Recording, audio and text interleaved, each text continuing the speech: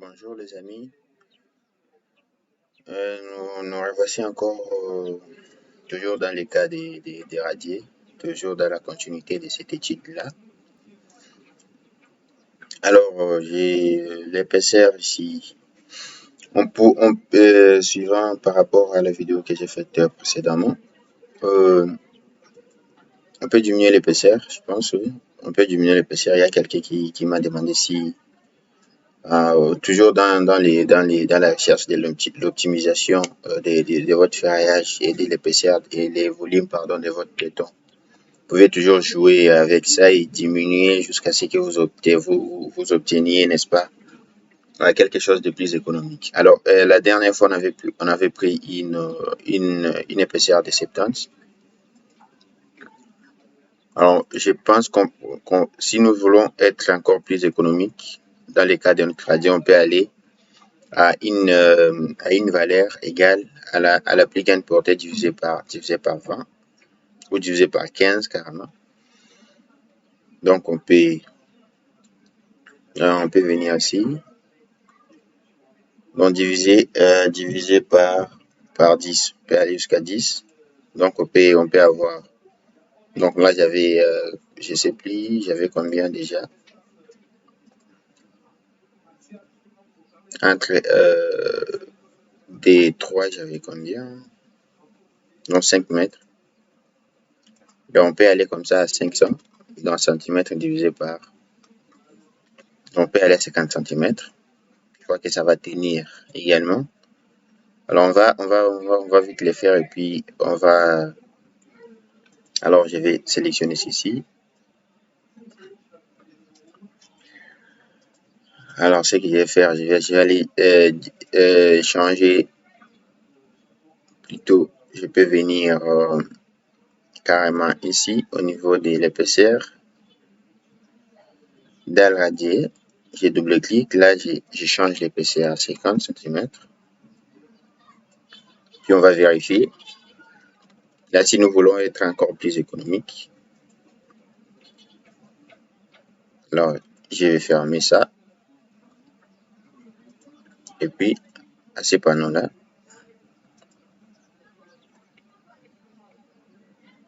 voilà. L'épaisseur diminue. Donc, si je sélectionne mon radier qui est là, et je viens à ce niveau, alors j'ai l'épaisseur de 50 maintenant. On va relancer les calculs et puis on va voir. Donc là, ceci, on va être encore plus économique. Si vous voulez beaucoup de sécurité, vous allez garder les 70 cm ou voire 60. Vous pouvez diminuer toujours. Bon, ici, le but, ce n'est pas de tout faire avec vous, c'est en fait de vous montrer comment on procède. Mais vous, en tant qu'ingénieur, c'est à vous de revient la dernière décision. C'est vous qui prenez la dernière décision sur les types de ferraillage ou l'épaisseur que vous voulez pour votre travail. Alors, on va sélectionner, on va aller voir, on va aller vérifier le positionnement et tout. On va aller dans une nouvelle fenêtre. On va faire ça. Alors, on va commencer par vérifier les résultats au niveau des cartographies des panneaux. On va se mettre là. On va faire ceci, comme ça, et on va se mettre comme ça. On va commencer par vérifier les moments suivants, XX par exemple, avec des descriptions. Voilà. On a ici, je crois que ici on a 503. Vu qu'on a diminué, n'est-ce pas, l'épaisseur, les moments a un peu augmenté également. Donc, si on diminue l'épaisseur du radier, le ferrage va devenir beaucoup plus important. Donc, c'est ça un peu, il faut voir quel équilibre vous voulez pour votre travail. Vous voyez, avant, nous n'avions pas ces moments-là, suivant Y par exemple. On n'avait pas atteint les 500, on n'avait pas atteint les 500 avant. Suivant Y également, les moments a augmenté. Donc, voilà. Bon, si on vérifie, si nous revenons, nous allons vérifier les poinçonnements. C'est les critères de base. Donc, les poinçonnements, c'est tout simplement quand un poteau est appelé est posé sur. Parce que comme je vous ai dit au départ, c'est une dalle. Un radier, c'est une dalle renversée. Quand un poteau est placé et posé comme ça sur un radier, avec toute la charge qu'il a et l'effort qu'il transmet au niveau de la dalle, alors il y a un risque de poinçonnement. Les poinçonnements, c'est tout simplement quand les poteaux arrivent à passer, à trouer plutôt, à trouver notre dalle. Donc on va vérifier que les poteaux n'est pas à mesure de trouver la dalle. Donc n'est pas à mesure de créer ces poinçonnements-là au niveau de la dalle. Donc on va sélectionner la dalle ici. On va aller à dimensionnement réel.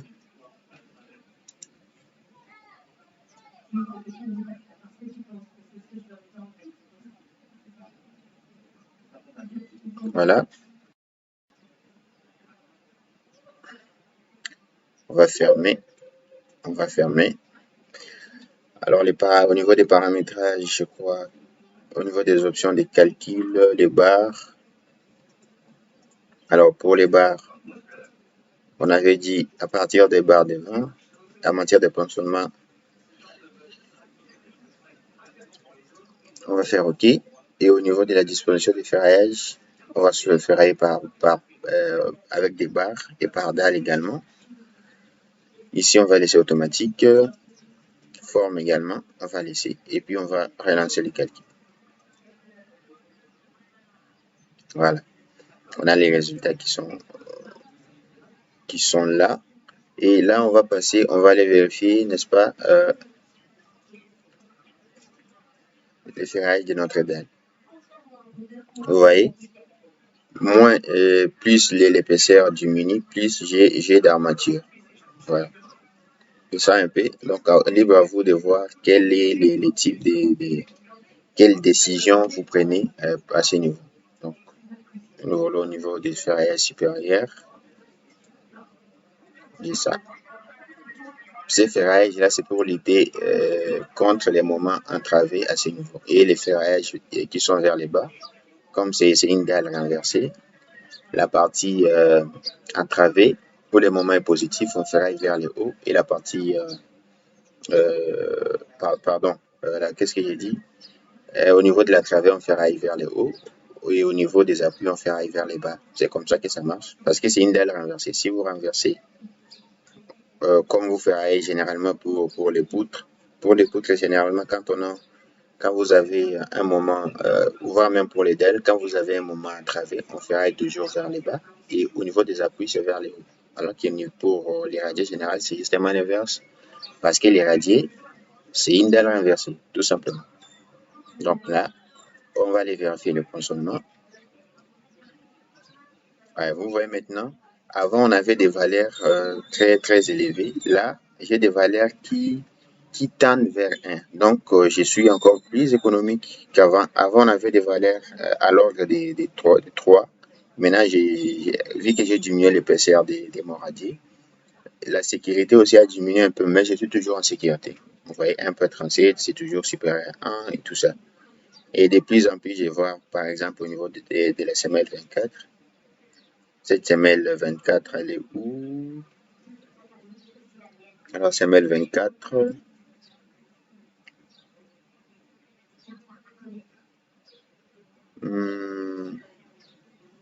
semelle 23, là, je ne le vois pas. 23, par exemple, là, semelle 23, vous avez 1,01, donc c'est limite, voilà, c'est limite, mais bon, ça va tenir quand même, ça va tenir, et voilà.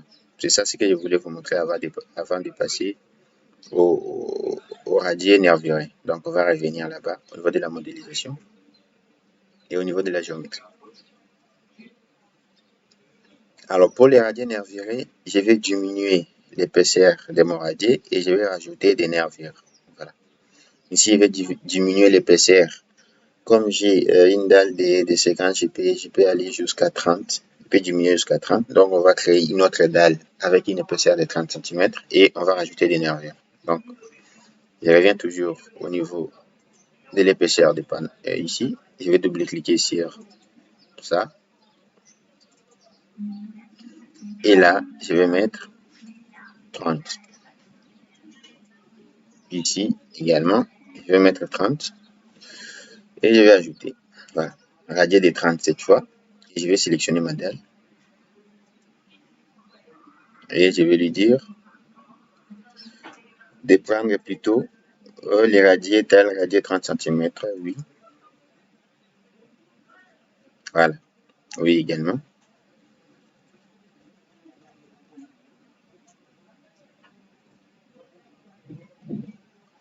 Alors, la hauteur des nervures doit généralement être inférieure ou égale à L sur 5 et supérieure ou égale à L sur 8. Donc, avec les travées de 5 mètres, j'aurai 500 divisé par 5. Donc, cette valeur doit être inférieure, par exemple, inférieure à 100. Je peux comme ça opter pour une poutre pour les nervures, une poutre des hauteurs. Des hauteurs 70 cm par exemple. 70 cm. 70 cm. Et la largeur, généralement, c'est la largeur des poteaux.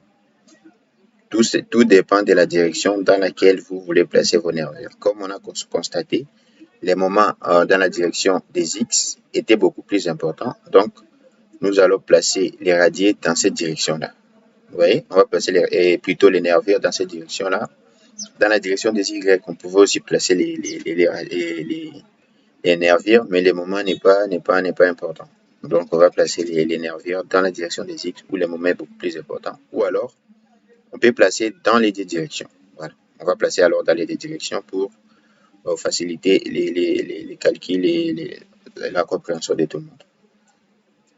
Alors, comme ça, on va venir ici dans poutre. On va définir poutre, une poutre à béton armé et la section.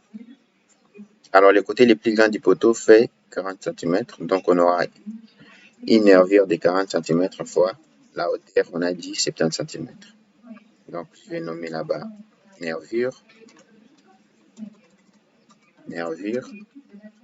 40 fois 70. Donc, je vais faire ajouter et je vais fermer. Je vais me mettre sur la vie XY et voilà, je suis là.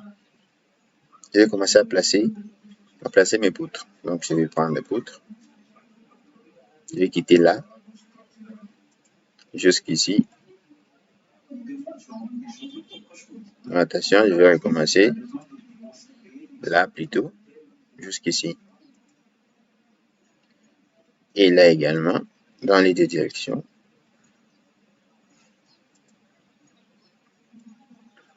Et je vais simplement copier.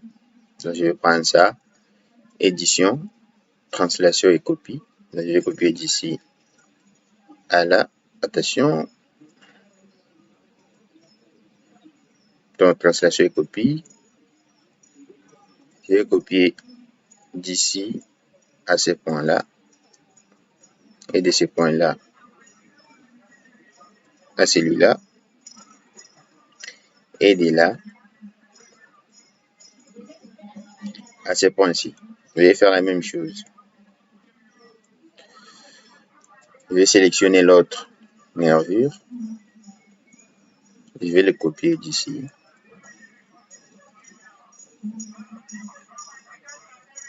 De là également.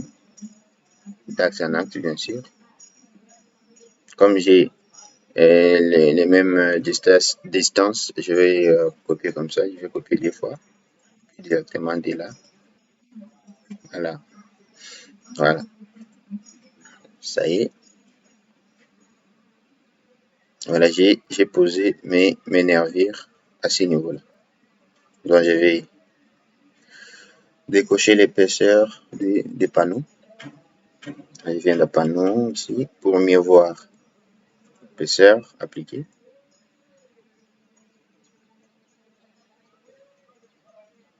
Voilà, j'ai ça. J'ai ça. Et à partir d'ici, maintenant, qu'est-ce qu'on va faire? On va lancer les calculs et puis on va comparer les résultats. Alors, je viens d'en calculer. Vous allez voir ce qui se passe au niveau des moments. Vous allez voir par vous-même comment les moments sera réduit.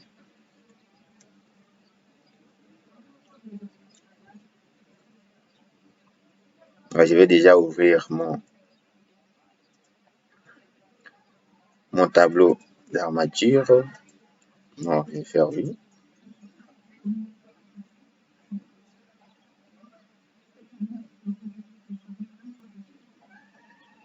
Je vais fermer. Et cette fois, je vais sélectionner, plutôt je vais roter. Bon, je vais d'abord sélectionner les radiers, et puis on va aller voir les résultats avec vous. Toujours en élu. Alors, je vais venir dans résultats, diagramme, cartographie panneau.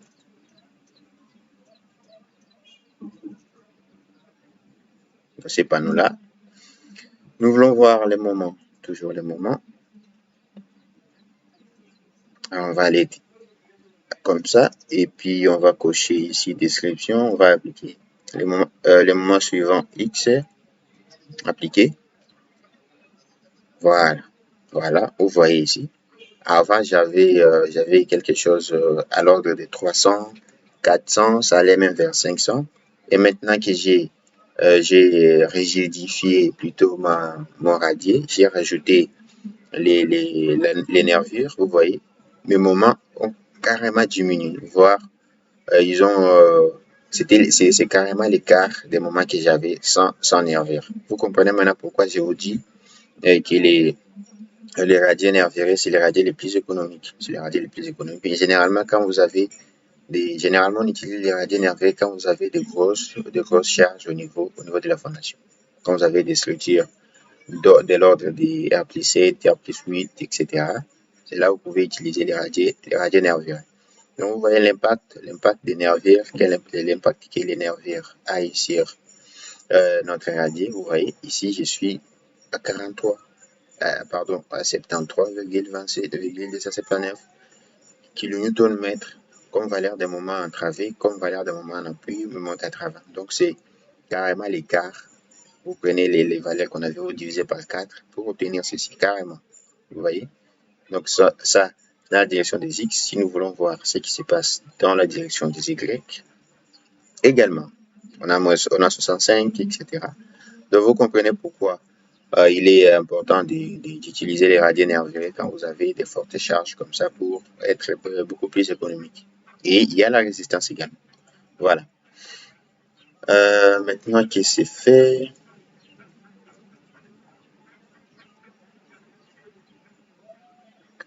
on va aller au ferraillage. On va aller voir, ce qui se passe au niveau du ferraillage théorique pour aller voir les sections qu'on a maintenant. Donc, on va dans dimensionnement. Ferraillage théorique pour avoir une idée sur, voilà. Donc, on va venir sélectionner notre dalle qui est là, 650. Et on va venir placer la sélection. Ici, on va supprimer tout ça. On va mettre 600, CTRL V, plutôt 650. Et on va calculer. Puis, on va voir les sections théoriques qui nous auront. Voilà. On va fermer. Et ici, on va cocher suivant la direction des X. On va cocher description, appliquer. Voilà, vous voyez les sections que nous avons. Avant, on avait des sections à l'ordre on était ici, on avait 8 barres, on était à l'ordre de 25 cm². Maintenant, là,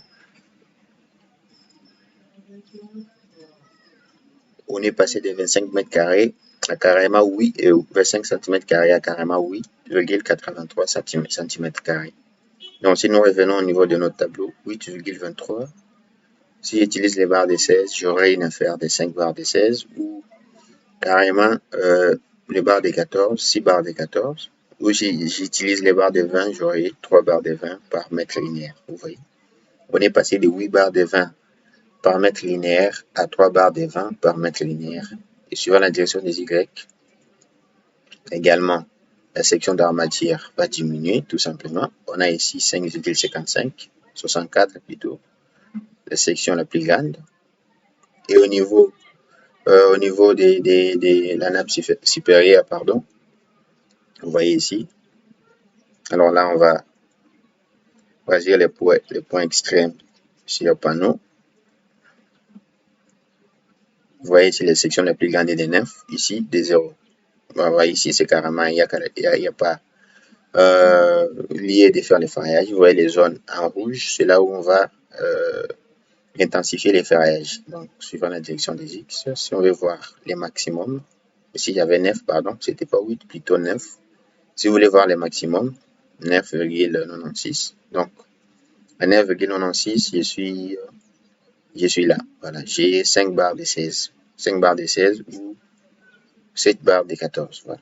Moment, vous constatez que la section d'armature a terriblement diminué grâce au réducteur, au nervure que nous avons mis, parce que leur rôle c'est de rigidifier la structure, donc ça soulage notre radier. Voilà. C'était un peu ça, les buts de cette vidéo, c'était de comparer, n'est-ce pas, ceci, et je vous avais promis voilà. On va vérifier, on va revenir, on va vérifier parce que là j'ai mon plan. On va aller dans ferrage réel pour voir section. Dimensionnement ferrage réel. On va aller voir les ferrages et on va comparer ces ferrages là à celui qu'on avait fait avec les radiers, avec les radiers dalle. Voilà. Ici, on va paramétrer un peu ça. On va les faire vite. J'espère que vous savez déjà comment. Alors ici, on peut laisser déjà les barres partir. On peut les barres de 16, pardon. OK. Et puis là, au niveau de la disposition,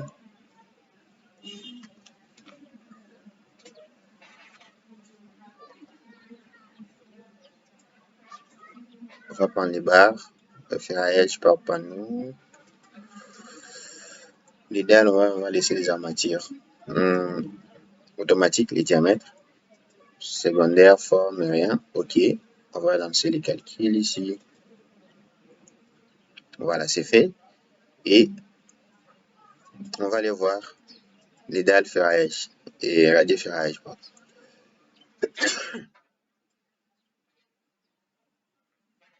Voilà, nous avons ça. Il a ferraillé avec les barres de 16, vous voyez. C'est carrément ici au niveau de la nappe supérieure. Si nous descendons au niveau de la nappe inférieure, j'ai ça. Avec les barres de 16. Voilà, avec les barres de 16. Ici, j'ai ça parce que la longueur commerciale des barres est de 12 mètres. Donc, vous voyez ça. Donc, il a fait avec les barres de 16. Si je vais au niveau du plan d'exécution pour voir et comparer, donc à ce niveau-là, par exemple, ici, je vais ouvrir l'autre fichier qu'on avait. On va juste voir les résultats finaux ici. Ici, on avait 200 HA25, 100 H25 et 212 HA25. Vous voyez? Alors qu'ici, on a ces niveaux-là. J'étais déjà où? Là, on a 216 HA16, vous voyez? Et 108 HA16. Et là, j'ai 217 HA16, vous voyez?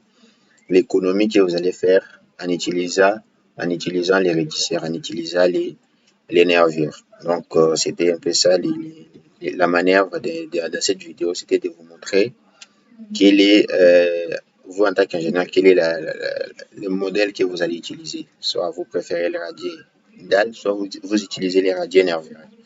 Donc ici, je crois que le choix, il est clair, du point de vue économique en tout cas, et puis du point de vue résistance également. Vous voyez que les moments ne sont plus importants au niveau du radier, grâce aux nervures que nous avons placés. Donc voilà.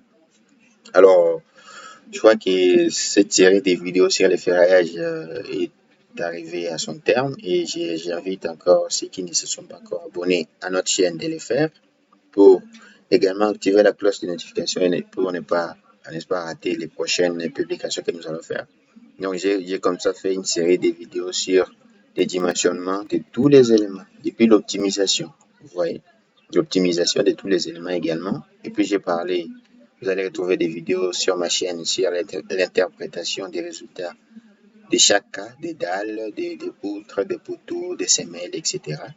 Donc vous, si vous voulez, vous avez des difficultés également, vous me posez des questions, vous me laissez des questions dans les commentaires. Je vais tenter d'y répondre. Et voilà, nous sommes arrivés, je crois, à la fin de cette série des vidéos. Donc, merci de nous avoir suivis et abonnez-vous massivement. Et je crois on se reverra très bientôt. Merci et à la prochaine. Ciao.